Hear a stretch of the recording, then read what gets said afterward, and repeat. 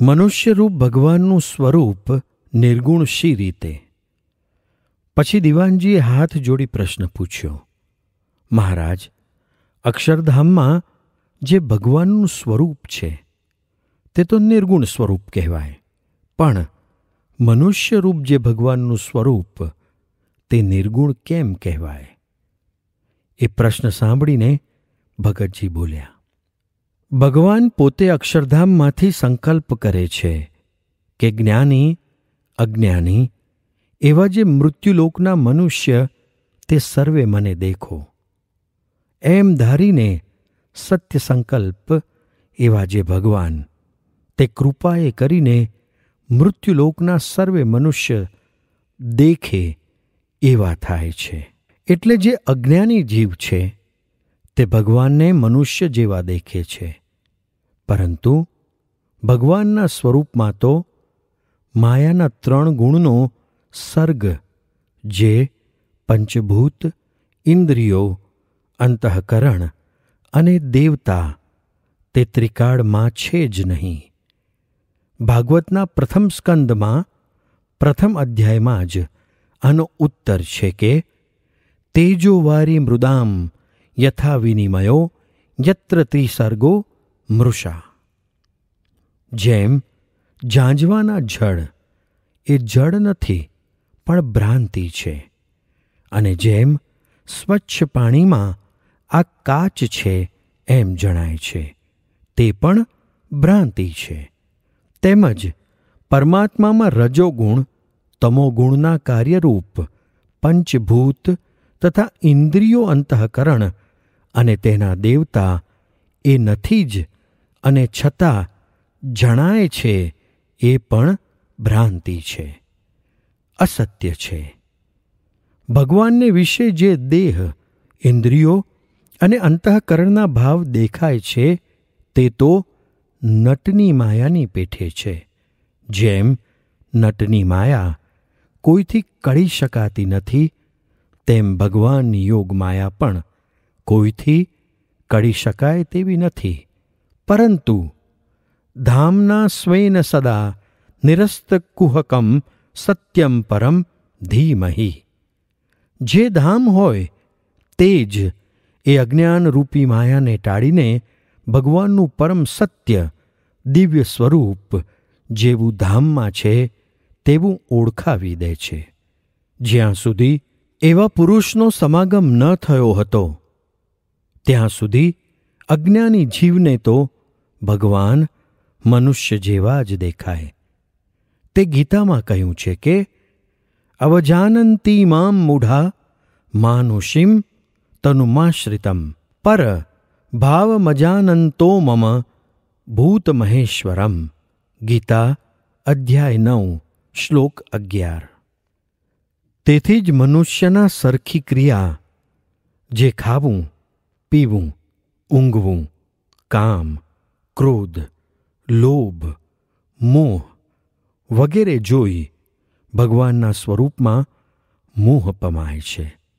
વળી ભગવાન સાજા થાય, માંદા થાય અને અંતર્ધાન થાય ત્યારે અજ્ઞાની એમ જાણે છે જે ભગવાન હવે અંતર્ધાન થઈ ગયા, પણ જ્ઞાનચક્ષુવાળા તો ભગવાનના સ્વરૂપને પૃથ્વી ઉપર અખંડ વિચરતું જ દેખે છે.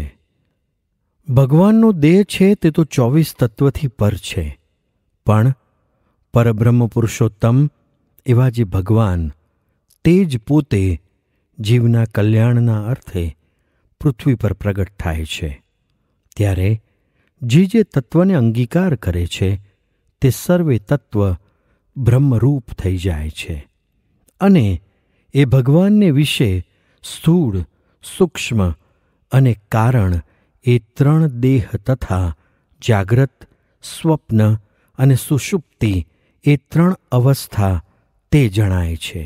તથા 10 ઇન્દ્રિયો, પંચપ્રાણ ઇત્યાદિક સર્વે તત્વ મનુષ્યની પેઠે જણાય છે, પણ તે સર્વે બ્રહ્મ છે, પણ માયિક નથી. જેમ શ્રીકૃષ્ણ ભગવાન બ્રાહ્મણના પુત્રને લેવા સારું અર્જુનને લઈને ભૂમા પુરુષના લોકમાં ગયા ત્યારે રથ અને ઘોડા તે માયિક હતા અને સ્થૂળ ભાવે યુક્ત હતા, પણ તે શ્રીકૃષ્ણ ભગવાનને યોગ્ય કરીને અતિ સૂક્ષ્મ અને ચૈતન્ય રૂપ થઈ ગયા.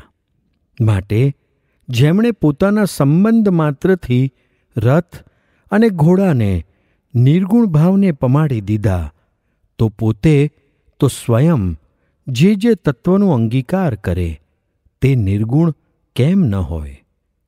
માટે ભગવાનનું જે સ્વરૂપ છે તે તો કેવળ ચૈતન્ય સ્વરૂપ જ છે.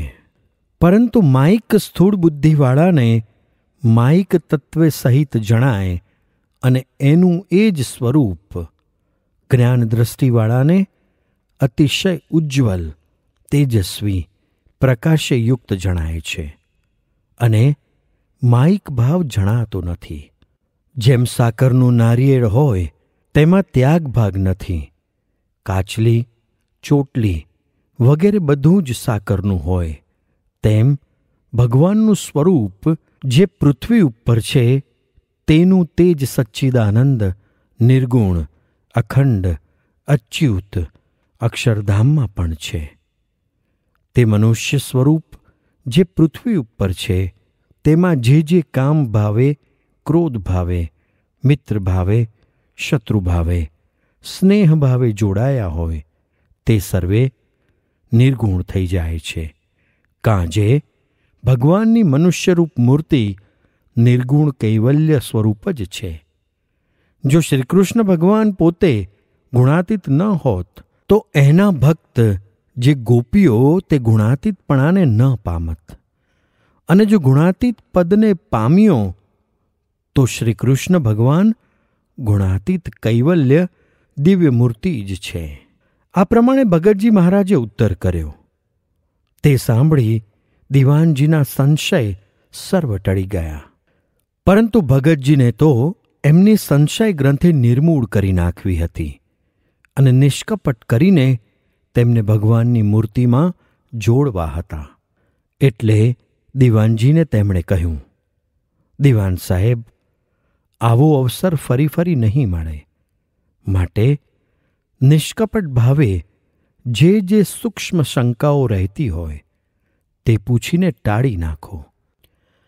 આ સાંભળી દિવાનજીએ હાથ જોડીને કહ્યું, મહારાજ, આપની અમૃતવાણીથી અનંતના સંશય છેદાઈ જાય છે. વળી મારું તો આપે અંતઃકરણ જ પકડી લીધું છે અને મને કલ્પના રહિત કરી દીધો છે. એટલે હવે તો ભગવાનના સ્વરૂપનું યથાર્થ જ્ઞાન થયું છે. બ્રહ્મ પરબ્રહ્મમાં શો ભેદ?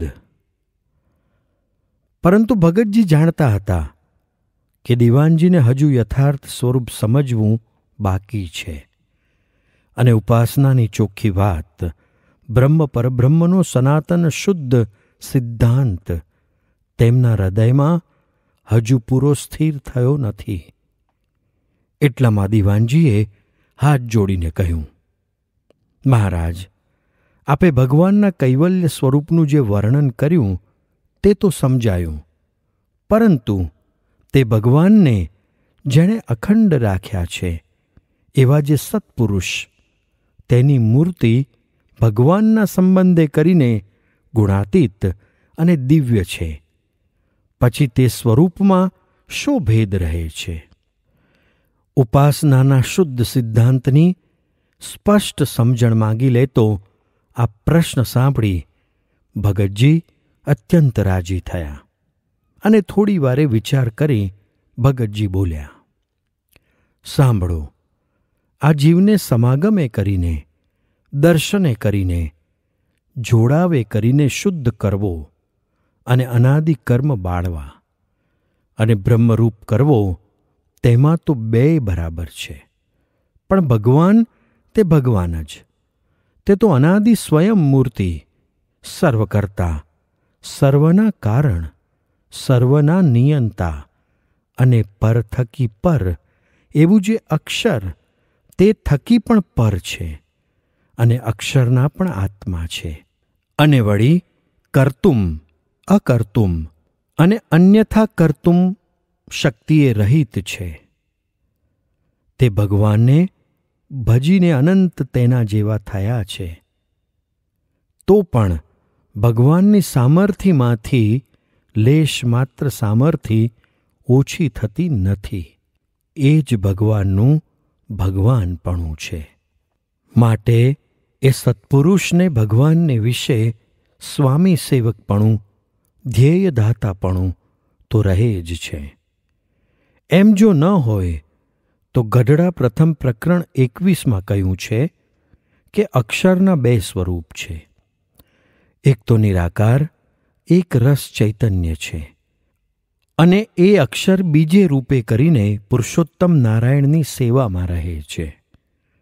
મૂળ અક્ષર જેવા મહારાજના કોઈ ઉત્તમ ભક્ત નથી.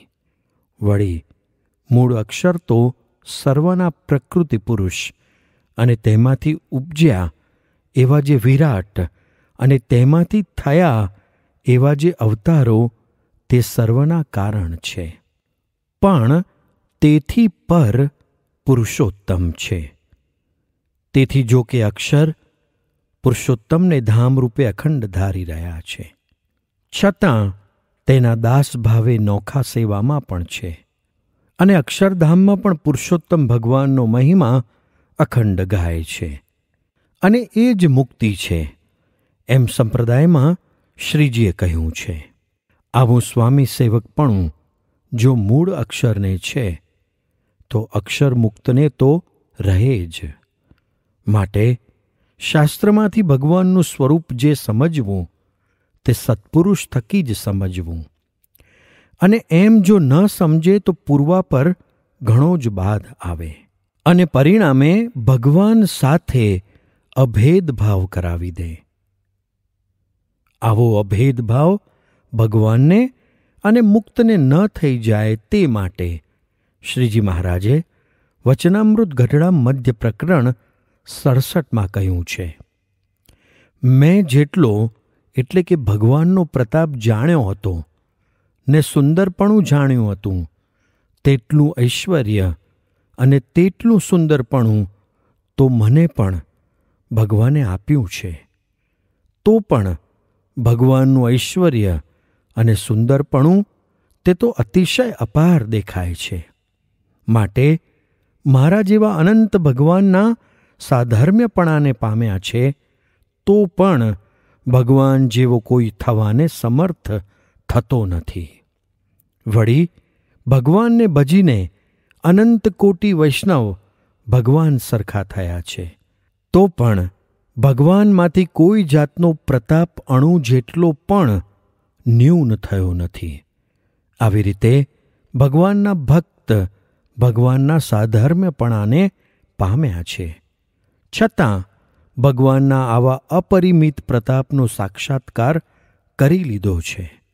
અને તેથી જો કે ભગવાનના સંબંધે કરીને ભગવાન રૂપ થયા છે, છતાં ભગવાનનું સ્વરૂપ તો નેતિ નેતિ જ લાગે છે.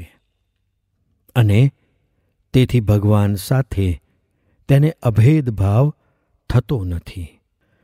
માટે પુરુષોત્તમ ભગવાન એ તો એકમેવા દ્વિતીયમ બ્રહ્મ, એ નારાયણ જેવો તો એક નારાયણ જ છે અને બીજો કોઈ નારાયણ જેવો થવાને સમર્થ નથી.